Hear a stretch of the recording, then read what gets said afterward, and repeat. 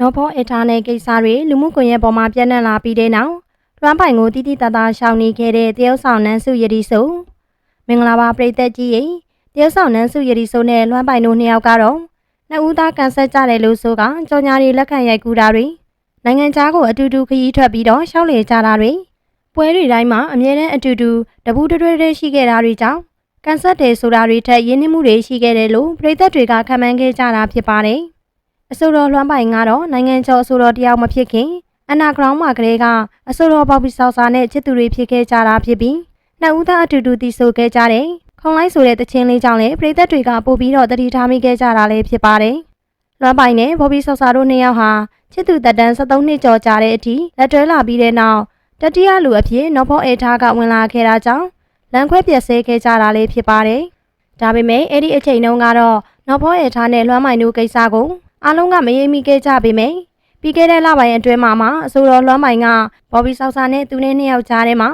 ဝင်ပြီးတော့စနိုက်ကြော်တဲ့သူကနော်ဖောအေထားဖြစ်တယ်လို့သူ့ရဲ့လူမှုကွန်ရက်စာမျက်နှာကနေတဆင့်ပရိသတ်တွေသိအောင်ဖြန့်ဝေခဲ့တာလည်းဖြစ်ပါတယ်။တရုတ်ဆောင်နော်ဖောအေထားနဲ့2နှစ်လောက်တွဲခဲ့တဲ့လွှမ်းပိုင်ကနန်းစုရည်စုံနဲ့ကန်ဆက်တယ်လို့ဆိုကတွဲသားတွဲလာပြုလုပ်နေခဲ့ကြတာဖြစ်ပြီးနော်ဖောနဲ့ကိစ္စတွေလိုင်းပေါ်မှာပြန့်နှံ့လာပြီးတဲ့နောက်မှာတော့နန်းစုရည်ဆိုကတော့လွှမ်းပိုင်ကိုတိတိတသားရှောင်နေခဲ့တာပဲဖြစ်ပါတယ်။မနေ့ကကျင်းပခဲ့တဲ့ B47 Hair Design and Beauty Salon ဆိုင်ရဲ့ဖွင့်ပွဲအခမ်းအနားမှာဆိုရင်အဆိုတော်လွှမ်းပိုင်အဆိုတော်အေးချမ်းမောင်အဆိုတော်နေဝင်းတရုတ်ဆောင်နန်းစုရည်ဆိုစားတဲ့အမှုပညာရှင်တွေကဖွင့်ပွဲအခမ်းအနားကိုတက်ရောက်ခဲ့တာဖြစ်ပြီးအမြဲတမ်းလိုတူတူထိုင်လေးရှိတဲ့လွှမ်းပိုင်နဲ့နန်းစုရည်ဆိုတို့ကတယောက်တစ်ခွဲစီထိုင်နေခဲ့ကြပြီးတော့ဖဲချိုးဖြတ်ဖွင့်လင်းတဲ့အချိန်မှာလေတယောက်နဲ့တယောက်အဝေးကြီးမှရှိနေခဲ့ကြတာလည်းဖြစ်ပါတယ်။နန်းစုရည်ဆိုကတော့နေကမျက်မှန်အမဲကိုဝတ်ထားပြီး